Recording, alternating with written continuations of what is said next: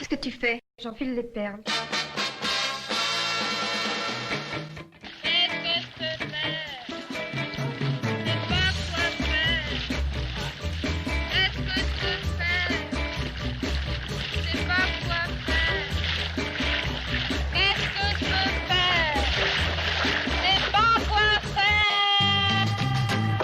Problématique. Aujourd'hui, la femme, elle a envie, par exemple moi, la seule possibilité que j'aurais de pas être artiste, c'est d'être enceinte tous les 9 mois. Du premier qui voulut éclore, il sortit ceci. Oh, il était raté.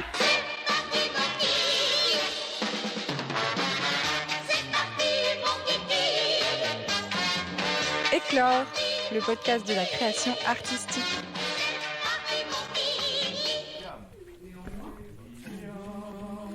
On ne fait pas d'omelette sans casser des œufs.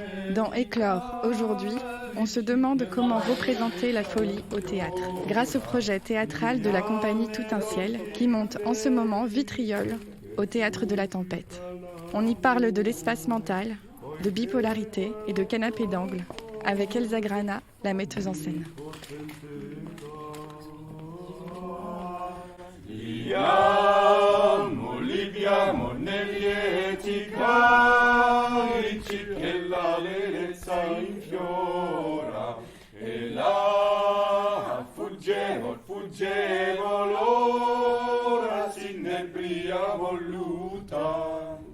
Vitriol a un acronyme latin, puisque c'est un acronyme alchimique en fait, qui nous invite à descendre au plus profond de nos entrailles pour trouver l'atome de notre personnalité le plus pur sur lequel on peut refonder une nouvelle personnalité. Donc c'est vraiment un titre qui invite à l'introspection, et c'est ce qui va arriver pour les trois personnages. Ma mère a retrouvé ça dans un carton, elle était folle. On ne peut pas dire journal pour une page, un jour une page, non, ce n'est pas un journal. Tu as eu un journal, toi? Non, je ne crois pas. J'ai dû écrire des conneries, des grosses colères adolescentes. Mon père est con, ma mère est conne, je chie sur mon frère. Mais un journal, non. Je suis plus doué à l'oral, c'est plus franc, plus net, moins étudié, plus spontané. Cela dépend, cela peut me prendre autant de temps de penser avant d'écrire que de penser avant de parler. Oui, mais toi, t'es hors catégorie, cocotte. T'es hors catégorie, cocotte.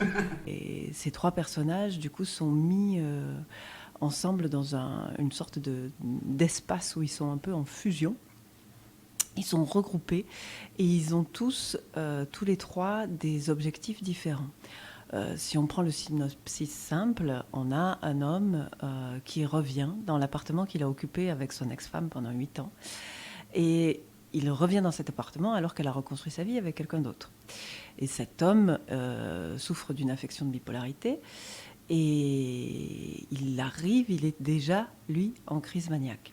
Et ce qu'il vient chercher, c'est un foyer, un endroit d'appartenance, en fait, quelque chose qu'il aurait construit avant et qui pourrait l'ancrer à nouveau quelque part. Le sel de la vie. Le sel de la vie? Tu ramènes le sel de la vie? Tu ramènes le sel de la vie? Pierre, regarde-le, parce qu'il est en train de la figer dans une grimace. Ouais. Tu vois? Check. Allez-y. Le sel de la vie? Le sel de la vie. Le sel de la vie? Tu ramènes le sel de la vie sur un image trop sec? Oui, c'est ça. Je suis un gros pot de sel. La meilleure description. Voilà, et ça, j'aimerais bien qu'Olivier soit toi qui l'anticipe un peu plus que Pierre. C'est-à-dire que c'est toi qui as l'image à la con du gros pot de sel. Ouais, c'est ça, je suis un gros pot de sel. Ouais, c'est ça, je suis un gros pot de sel. Et Pierre est obligé de suivre derrière et d'enquiller la... Tu vois? Celle de la vie? Lui vient chercher un foyer. Elle, quand elle le voit arriver, elle ressent les mêmes ressorts de la passion amoureuse qu'il avait portée vers cet homme-là il y a 8 ans. Parce que tout bipolaire qu'il est, c'était un homme extrêmement aimable et séduisant. Et ils ont vécu une passion énorme. Et là, elle se reconstruit avec un autre homme et elle vit ce qu'on pourrait appeler un amour construction. Un amour du coup plus calme, un amour de temps de paix qui est sûrement moins passionnel, mais dans lequel elle a le temps d'être elle-même et de ne pas être juste sur cette terre pour sauver quelqu'un d'autre. Et c'est ce tiraillement qu'elle va éprouver pendant la pièce et où elle va finalement faire le choix de l'amour construction plutôt que de l'amour passion. Mais ça ne va pas se faire simplement ni facilement. Je ne me souviens pas comment il s'appelait. Accélère tout ça. Non, C'est en train de dégénérer. Non, reste comme ça. Tu vas pas montrer ta bite à mon ancien mari. Merci, ça va. Je sais pas comment il s'appelait, Pierrot, non? Hein, je sais pas. C'est débile. Là, vraiment, c'est... on se faisait des piou-piou. Elle essaye de faire une diversion qui n'a aucun sens. Non, mais reste comme ça, j'aime bien. Il ne s'appelait pas Alexandre, je ne me souviens pas comment il s'appelait. On se cachait sous la table, on s'embrassait, des petits baisers de moineaux, des piou-piou des dessous de table. Je suis bien là. Je suis bien avec toi. Voilà, Moi plus aussi, bas, je plus suis bas, bien. plus bas. C'est pour vous deux. Je suis bien là. Je suis bien avec toi. Moi aussi, je suis bien, je bouge plus. Moi, j'avais envie de construire un espace mental, en fait, qui soit celui de l'homme en crise maniaque. Et de faire en sorte que le spectateur puisse assister au déploiement d'une crise pendant 1h30. Pourquoi ? Parce qu'on est en crise, moi, personnellement, depuis que je suis née. Je suis née en 81, et j'entends parler de la crise. Ok, qu'est-ce que c'est ? Et c'est là où je pense qu'il y a un rapport très, très universel, beaucoup plus large que juste lié à l'affection de bipolarité, etc. Mais on est sans arrêt en état de crise. C'est ce qu'on nous dit depuis bientôt 40 ans. Bon, et on vit très bien cet état de crise, apparemment.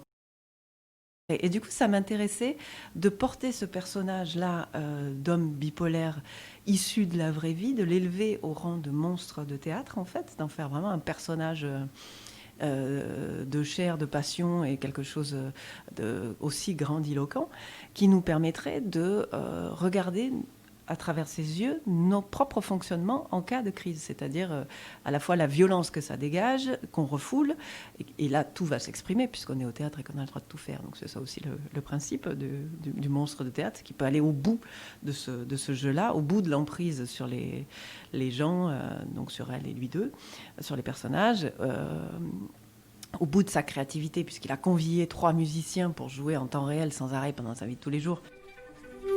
Très cher. Là, ça. Oui, ça, c'est très bien.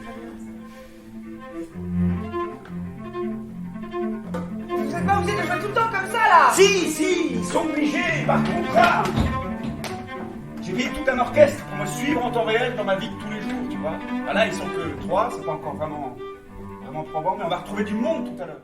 Je trouve que c'est vraiment la bipolarité, une affection qui caractérise spécifiquement notre époque. On est sans arrêt pris entre des grands délires de surpuissance, de développement personnel, de oui, mais on va y arriver, il suffirait de très très peu pour que, en fait, il suffit d'y croire et tout le monde est un self-made man.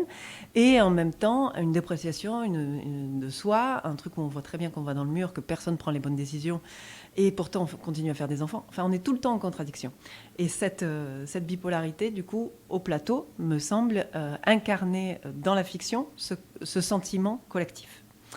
Et donc, on est plongé dans l'esprit de lui, qui manipule les gens comme si c'était des projections, en fait, comme si les autres personnages n'avaient au départ pas vraiment d'intériorité, pas vraiment de libre arbitre, et il les manipule avec des poupées, carrément. Il y a 2 espaces, un espace miniature et un espace macro, on va dire, qui est l'espace scénique, où dans l'espace miniature, il agite les petites poupées, et les autres sont condamnés à suivre les scénarios qu'il invente au fur et à mesure. Et il invente du coup des scénarios d'une platitude totale pour décrire leur amour. C'est vraiment, il se fout vraiment de leur gueule. Il les trouve niais, pas intéressants, complètement médiocres. Tu peux pas débarquer comme ça sans me prévenir d'un coup, c'est pas possible, ça se fait pas, ça. Ça peut pas se faire, j'imagine que non. J'aime pas continuer au pied du mur comme ça, j'aime pas du tout, ça met tout le monde mal à l'aise. C'est inutile de mettre les gens aussi mal à l'aise dans ce genre de situation, je veux dire. Tu comprends là-haut, tu comprends dans quelle situation tu nous mets, te mets. Oui, c'est lui, bien sûr que c'est lui, il habite là, c'est sa maison, tu croyais qu'il vivait au-dessus chez la voisine? Pourquoi il habiterait au-dessus chez la voisine? Il habite là avec moi depuis 6 mois, tu le sais, je te l'ai dit. Mais je suis ravi de le rencontrer. J'attends ça depuis longtemps. J'ai un souvenir très flou. J'avais vu une fois, il y a longtemps, et puis demain, on s'est jamais parlé, non? Mais n'aie pas peur. Enchanté. Je suis le plus grand des guerriers modernes. J'appartiens à l'armée invisible du monde, la plus fournie, la plus combative, celle que personne ne veut connaître. Approchez. Mon armure, c'est un pyjama bleu, et mon bouclier est si petit que je peux l'avaler. On s'était vu il y a combien de temps? 4 ans? Par rapport à lui qui a ce souffle sans arrêt, voilà. Et puis petit à petit, quand même, les poupées vont s'autonomiser et se retourner contre lui, puisque aussi dans la maladie mentale, il y a ça, plusieurs parties d'une même personne qui n'arrivent pas à coexister et qui peuvent se détruire les unes les autres. Avec toujours en contrepoint à ce trio au plateau assez brutal, les 3 musiciens qui sont là pour, du coup, gérer un petit peu ces états émotionnels et les influencer.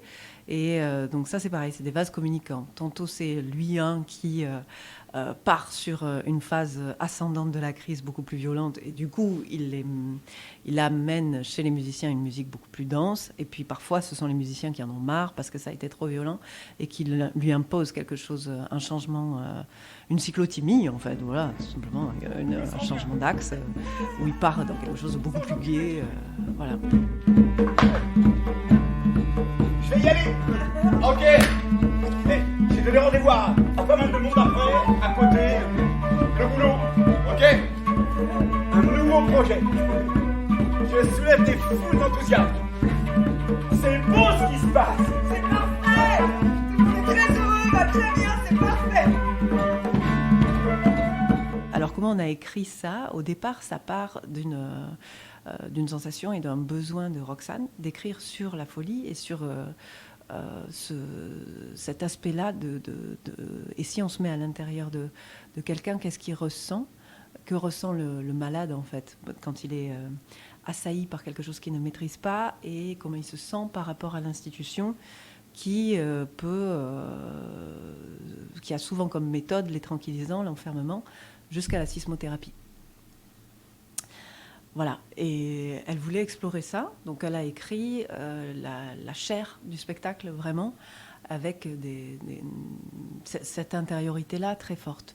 Ensuite, moi, je construis la dramaturgie du spectacle, et j'ai décidé de faire une énorme brèche en plein milieu, où là apparaissent des grands intellectuels qu'on a un peu laissés de côté, des grands intellectuels d'après 68, des années 70, qui ont été les chantres pas forcément de l'antipsychiatrie, mais d'une nouvelle psychiatrie, comme Félix Guattari, ou Deleuze, ou Franco Basaglia en Italie, qui a obtenu la fermeture des asiles contre l'ouverture de centres de santé mentale. Ça a l'air de rien, mais c'est une grande subtilité lexicale, et ça a permis de rendre en fait aux citoyens malades leurs droits de citoyens. Ils n'étaient plus annulés par la maladie, mis au banc de la société. Et du coup, il y a tout un passage où le personnage de Louis I part dans un immense délire où il fait revenir Guattari, il fait revenir Deleuze, il fait revenir Basaglia, ces gens qui ont donc mis en œuvre, on pourrait appeler ça des utopies, mais c'est pas vrai, il y avait des lieux pour créer ces idéaux-là, il y avait des gens qui travaillaient dedans, et notamment la clinique de la Borde, où il n'y avait pas de hiérarchie, où les gens avaient des groupes de parole où soignés pouvaient s'exprimer à tour de rôle sans distinction hiérarchique, ni d'ordre de légitimité de discours ou quoi. Donc des choses qui ont été mises en œuvre, qui ont fonctionné et qui se sont stoppées avant les années 80. Et ça me semblait vraiment très fort de revenir à ces penseurs-là, à l'heure où aujourd'hui beaucoup de gens essayent de penser des alternatives, beaucoup plus humanistes, beaucoup plus dans une sorte d'écologie des relations, un retour à quelque chose de plus simple et où les valeurs humaines sont beaucoup plus mises en avant. Et de se dire, on n'a peut-être pas tout à inventer ex nihilo. Il y a aussi des intellectuels qui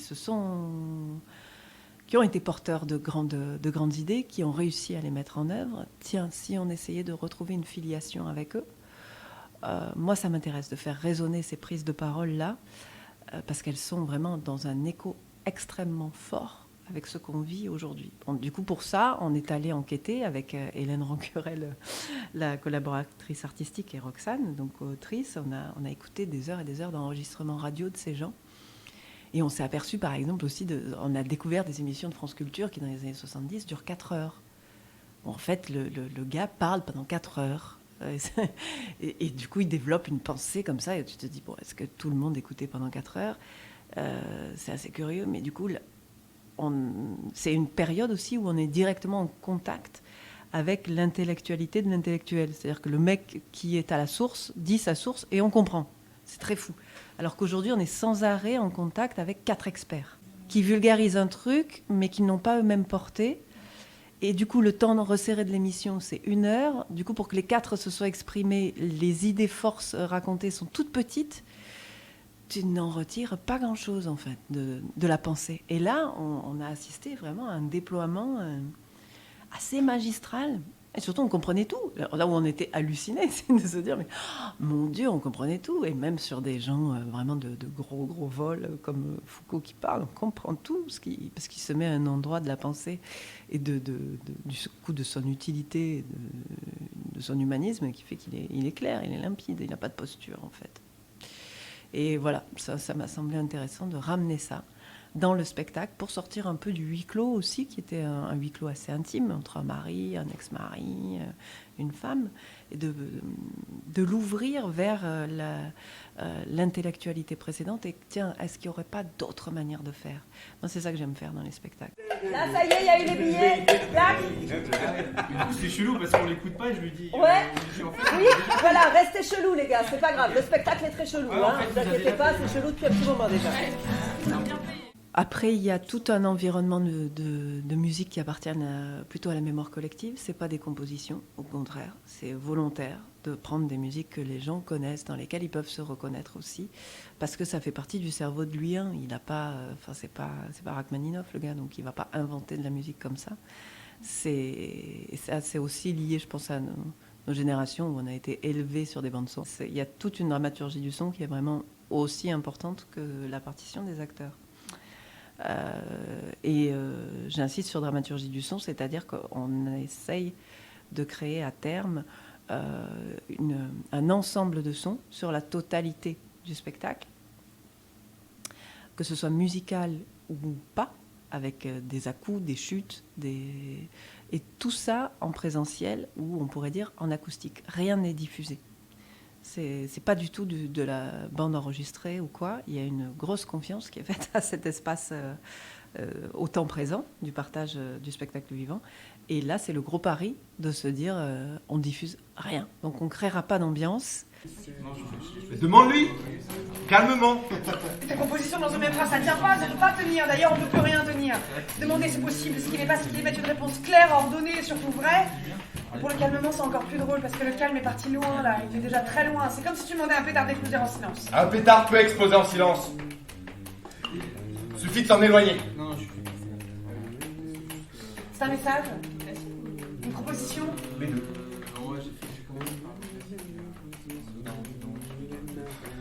Vous savez comment jouer là? Chérie, merci de l'accueil que tu fais à mes nouveaux amis. Ces musiciens sont mes invités. Ils sont retenus par contrat. Ils sont payés. Beaucoup. Alors maintenant, tais-toi et écoute. Oui, c'est très rythmique, parce qu'il y a quand même pas mal de passages assez comiques. Du coup, c'est très, très rythmique. Et les déplacements sont conçus en fonction du bruit qu'ils font. Aussi. Et ça, c'est pas forcément des choses que les acteurs mentalisent. Ils ont autre chose à penser que ça. Mais les matières des poupées, par exemple, elles sont en bois parce qu'elles font du bruit. Si elles tombent sur de l'acier, parce que ça fait du bruit. Tout est un peu pensé en termes de son, de rythme, de ce que ça va provoquer. Voilà, le son est présent dès le départ, en fait. Avec la scénographe Suzanne Barbeau et Lila Ménard des Lumières, on a fait pas mal de réunions de réflexion là-dessus. Ce qui m'intéressait, moi, c'était de créer comme une sorte de tectonique du foyer, quoi. Comme si tout d'un coup, il y a un moment où les plaques sont passées l'une en dessous de l'autre. Du coup, ça donne un parquet qui est déséquilibré, accidenté. Et en haut, un parquet à plusieurs niveaux. Et en haut de ce niveau, le canapé trône. Il sera recouvert d'un tissu assez brillant dans les verres avec des oiseaux de paradis, quelque chose d'assez bourgeois qui représente surtout le canapé d'angle, en fait, qui représente le moment où les gens décident de s'installer vraiment en couple, ou quand on est un peu étudiant, on s'en fout, on a un BZ, on a un clic-clac, on dort dedans. Là, non, c'est le canapé dans lequel on ne dort plus, mais qui est symbolique d'un certain confort que lui n'a plus du tout. Le personnage malade, du coup, vu qu'il est voué à une errance dans des espaces blancs. Du coup, c'est aussi une projection de son esprit. C'est-à-dire sur une maison, sur l'effondrement d'un parquet, il reste cette espèce de mirage qui est ce canapé d'angle, qui est un peu le phare et la chose à rejoindre pour l'image superficielle qu'on a de se dire ouais, voilà, c'est comme la Rolex à 50 ans, quoi. J'aurai un foyer quand j'aurai un putain de canapé d'angle, quoi. Voilà, c'est cette idée. Et du coup, ça lui permet aussi de les asseoir dans ce canapé et de se foutre d'eux très facilement, quoi. De se foutre de ce confort bourgeois tout en le désirant, ce qui est notre cas. À tous. Je prends du whisky, j'aime pas le whisky, mais j'ai soif. Voilà, Coca. Je me suis dit que tu voudrais whisky. Moi, je vais, j'en prends, je veux. Continuez.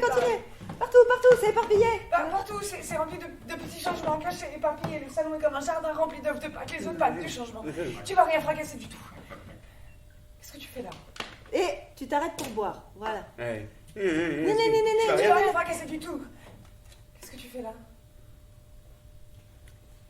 J'ai vu de la lumière, je suis monté. Arrête de conneries, parle-moi fort, s'il te plaît, il est tard. Je parle aussi bas qu'un agneau qui vient de naître. Ça fait beaucoup de bruit, un agneau qui vient de naître. Tout ce qui vient de naître fait du bruit. S'il te plaît, merde. Je suis trempé. Je viens de me battre avec 15 types dans le métro. Je leur du sang partout.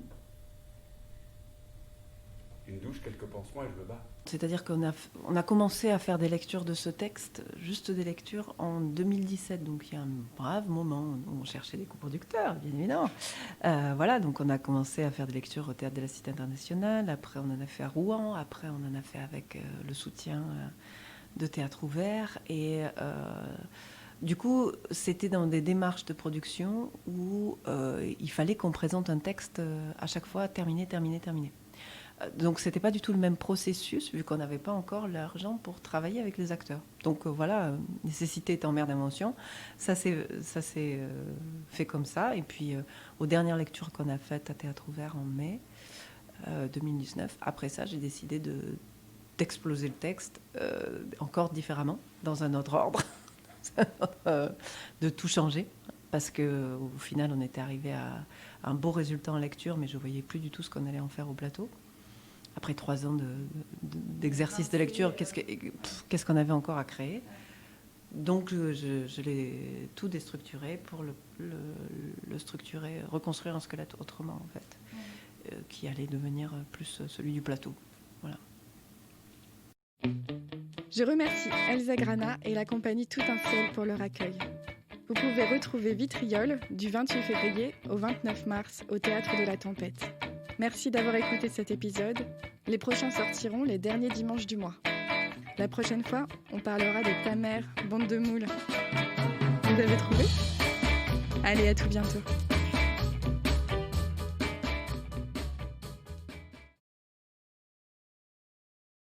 Très bien. À chaque fois que vous avez un blanc, vous faites Libiamo et on est tous contents.